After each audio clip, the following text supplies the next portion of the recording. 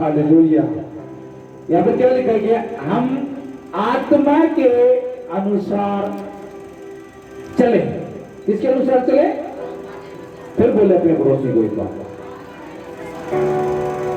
Hallelujah. Bible आपको पवित्र आत्मा के अनुसार चलने के लिए बोलती है। जब आपके पास पवित्र आत्मा का दान है, मैं इस संडे से पहले बुधवार को बता रहा था यहां पे कि जिसके पास पवित्र आत्मा होगा, जरूरी नहीं है कि वो अन्य भाषाओं में बोले।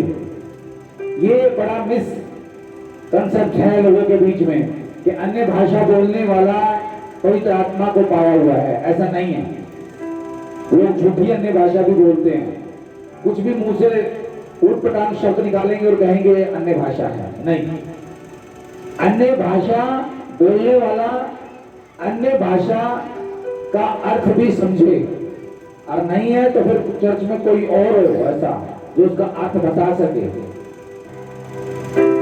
पवित्र आत्मा का वरदान मिला है, इसका चिन्ह यह है कि आप पवित्र आत्मा के चलाए चलते हो।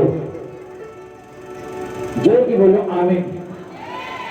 आप पवित्र आत्मा को पा चुके हो, इसका मतलब आप पवित्र आत्मा के अनुसार चलो भी।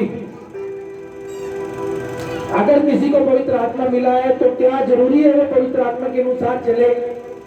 जरूरी तो नहीं है।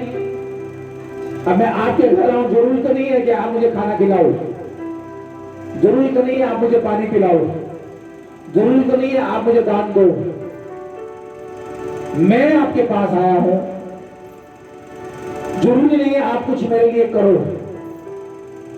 इसी प्रकार पवित्र आत्मा जब आपके जीवन में आता है, जो बहुत से लोग हैं जरूरी नहीं है मानते कि वो पवित्र आत्मा की बात को माने, लेकिन पवित्र आत्मा आ चुका है। हालेलुया। यीशु मसीह ने क्या कहा? मैं अपने पिता से विनती करूंगा कि वो तुम्हें वन मोर, एक और सहायक करो। छात्र को उठा के एक बार जोर की बोल दे हालेलुया। तुम्हें एक और सहायक दे। वो सहायक और कोई नहीं है, वो सहायक पवित्र आत्मा है, होली स्पिरिट। उसे अंग्रेजी में होली स्पिरिट बोलते हैं, होली गोस्ट भी बोल देते हैं बहुत लोग। ये पाक रूह है। क्या ये पवित्र आत्मा है।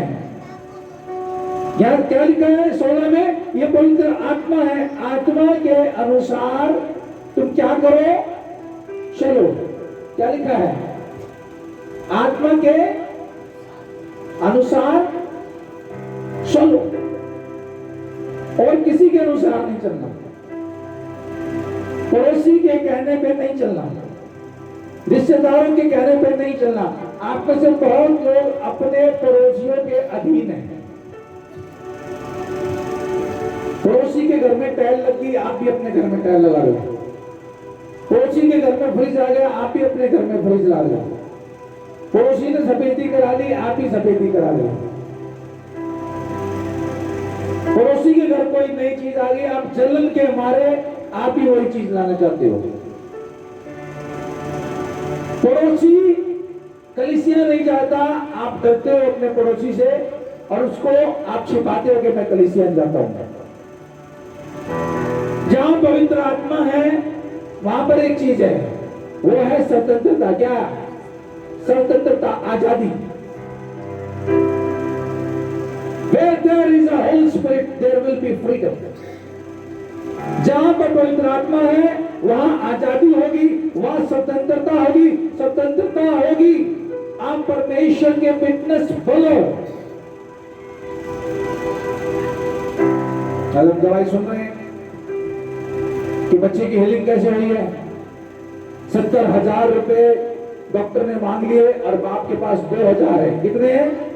2000, और 2000 में से भी क्या है, 300 रुपए क्या चली गई है, फीस जा चुकी है, 1700 बाकी है। 70,000 मांगे, 1700 जेब में है, उसको नहीं मालूम, लेकिन मैं अब बताता हूं आप लोगों को। 17 परमेश्वर की एक कंप्लीटनेस को दिखाता है, एक संपूर्णता को दिखाता है। उसकी जेब में वो 1700 थे, यानी कि परमेश्वर ने कहा ये 70,000 से ज्यादा है, और मैं तेरा इलाज करूंगा तेरे बेटे का, तेरे बेटे का। हालेलुया। दिस इज, ये बड़ा ही शर्मनाक है। आज हम एक ऐसे समाज में रहते हैं जहां पैसा होगा तो इलाज होगा,